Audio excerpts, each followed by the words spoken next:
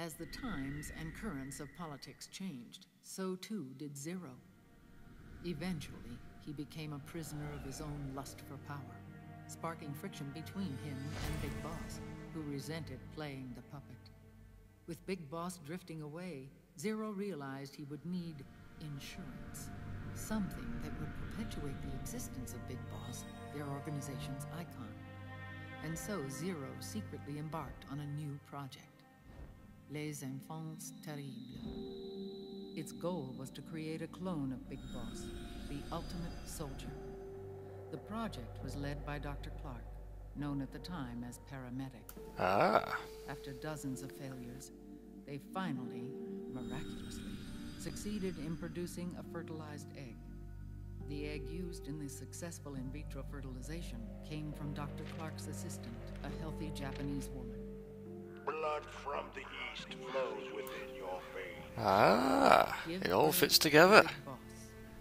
To realize this, I asked to serve as the surrogate mother, and was more than happy to carry you in my womb. I loved him. 9 months later, I gave birth to 2 big bosses, you and Liquid.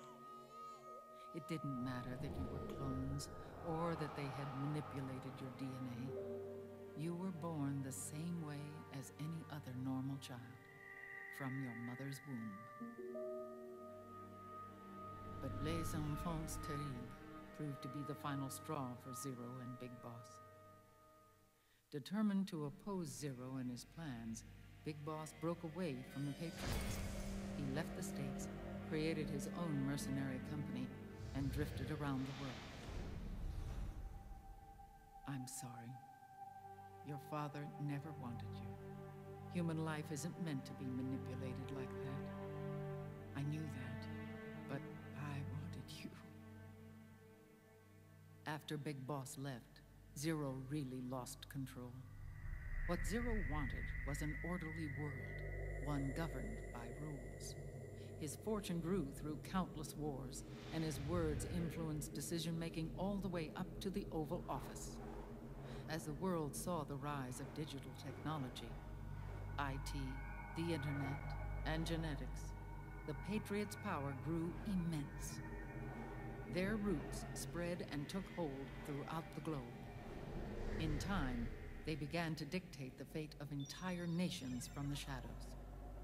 And before we knew it, the Patriots, the proud police of the world, started bringing an entire planet under their control.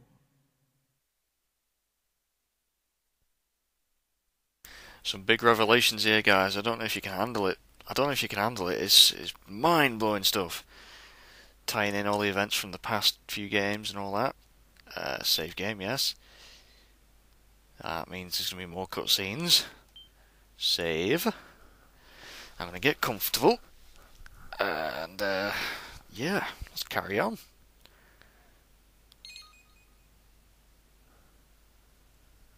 That is EVA, by the way, in case you didn't figure it out. But their execution was flawed. Zero developed weapons, amassed armies, used information for extortion, all in order to gain more wealth. He was obsessed with controlling awareness on the inside from the outside. But I cannot imagine that's what the boss would have wanted. They both misinterpreted her will.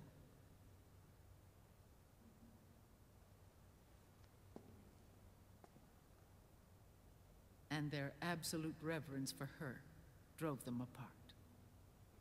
So began the war between Zero and Big Boss. Opposing interpretations, each striving to realize the boss's will. Everything you see today stems from their Cold War.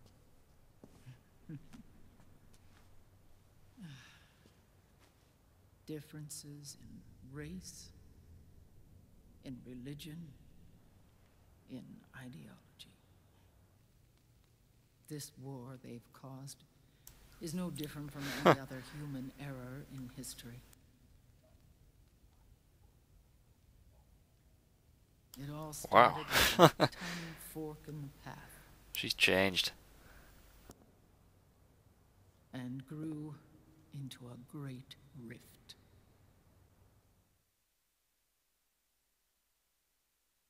There was nothing left of the boss's noble will in their struggle. All that remained was hatred, a passion to destroy one another. Big Boss returned to the U.S. with a plan in mind, and once again assumed command of Foxhound. In Outer Heaven, and then Zanzibar Land, Big Boss plotted coup d'etat against Zero. But you, Solid Snake, his own clone, foiled his efforts both times. Big Boss and Gray Fox, Frank Yeager, were left near death. Zero recovered their bodies. Frank Yeager's entire body was reconstructed through surgery, and he was reborn as the cyborg ninja. Badass dude. Big Boss, now a vegetable, became a prisoner of Zero even in death. For Zero, more than anyone else, your father was an irreplaceable icon. No, the truth is, for Zero, he was an irreplaceable friend. After Big Boss's betrayal, Zero could no longer believe in something so uncertain as life. He lost his belief in everything. Nations, organizations, individuals. Zero was no longer willing to place his organization in the hands of the next generation. Instead, he set up a network of AIs, a decision-making system formed from all the information he had accumulated. He built 4 AIs, GW, TJ, AL, and TR, as sort of a digital Mount Rushmore, and 1 core artificial intelligence to unite them, John Doe. GW. The same GW we destroyed 5 years ago. The same. Ever since GW was cut off, JD and the other 3 AIs have controlled all information on every aspect of global society. Economics, politics, law, morals, and culture. The war economy is no exception. In the shadow of the system and its complete control over the world, Big Boss isn't allowed to live or die. He's trapped for eternity in a brain-dead prison. To bind himself to his friend, to ensure his rule over the world, Zero transformed Big Boss into an icon, neither living nor dead. Sounds almost like a religion. Naturally, Ocelot and I planned to free him from Zero's prison.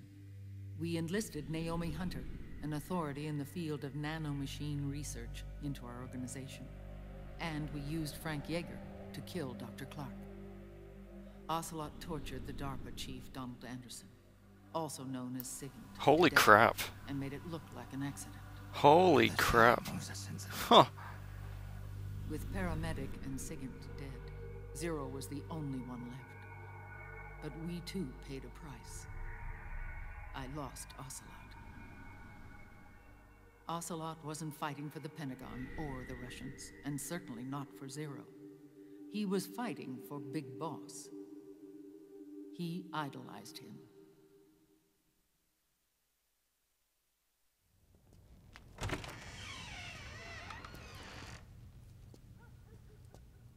When Ocelot grafted Liquid's right arm to his own, his body was taken over by Liquid's thoughts and spirit. He may be Ocelot in physical form, but his mind is Liquid's. I was the last one. And then someone appeared to help me. Raiden.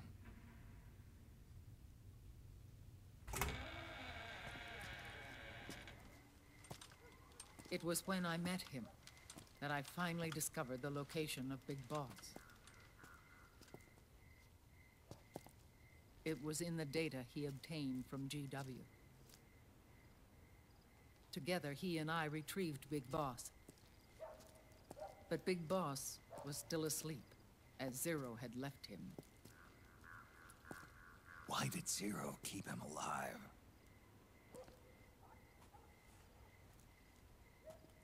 People need heroes. Zero wanted to create a messiah. A legend that would never die. Liquid is after Big Boss's body.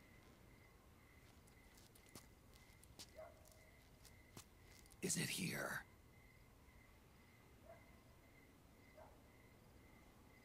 I'll take you to meet him. Ooh. We're gonna finally meet Big Boss. This is his pyx. His holy ark. A van. Oh, a van with lots of electronic and medical equipment inside.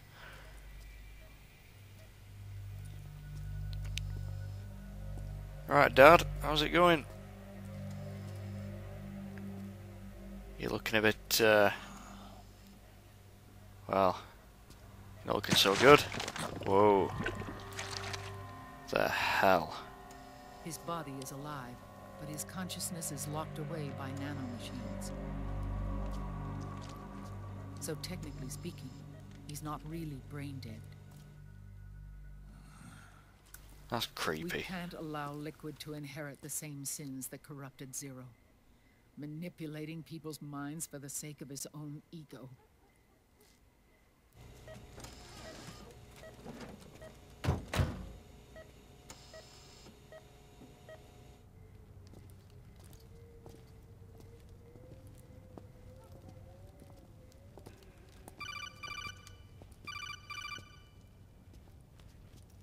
Otacon.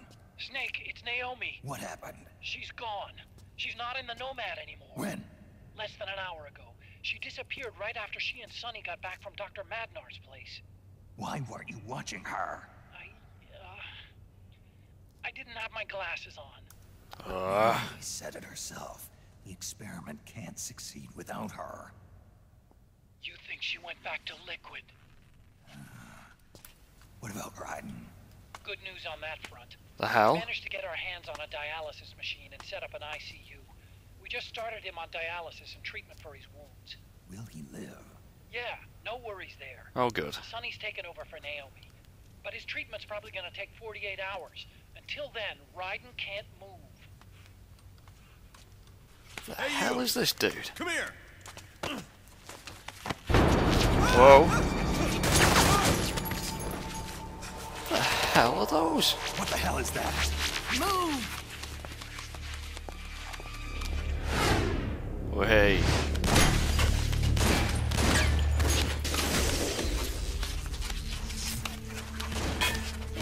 Weird robots.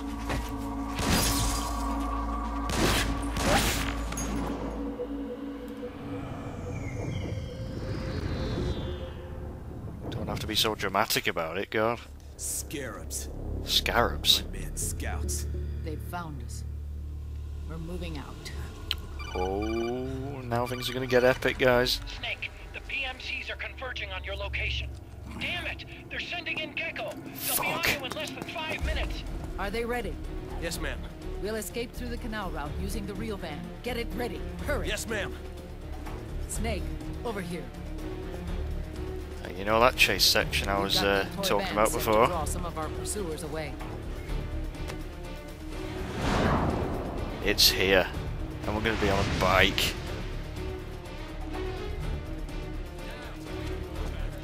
Oh, yes. Shiny. All of these children were orphans. They work in arms factories. And when they grow up, they want to join a PMC. They seek revenge on other companies, PMCs that killed their parents, and use their earnings to support their younger siblings. There are countless child soldiers like these in the PMCs. Nowadays, anyone with a computer can get combat training. The FPS games that these children love are distributed for free by these companies. Of course, it's all just virtual training. It's so easy for them to get absorbed by these war games. And before they know it, they're in the PMCs holding real guns. These kids end up fighting in proxy wars that have nothing to do with their own lives. They think it's cool to fight like this. They think that combat is life. They don't need a reason to fight. After all, for them, it's only a game. Zero is the cause of all this. Defeating Liquid won't change things. Unless we stop the Patriot system, the cycle will go unbroken.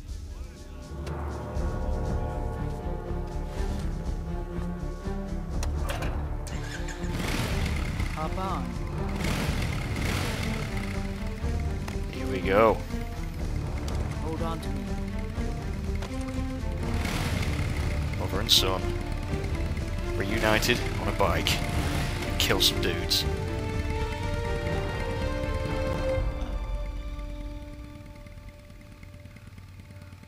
With so many wars being waged, oil and biofuel have become as precious as diamonds. It's been a while since I went out for a ride. Are you sure about this? I only get off my bike when I fall in love. Or fall dead. Big Mama. Call me EVA. Yay! Alright then, let's see how we do on this part.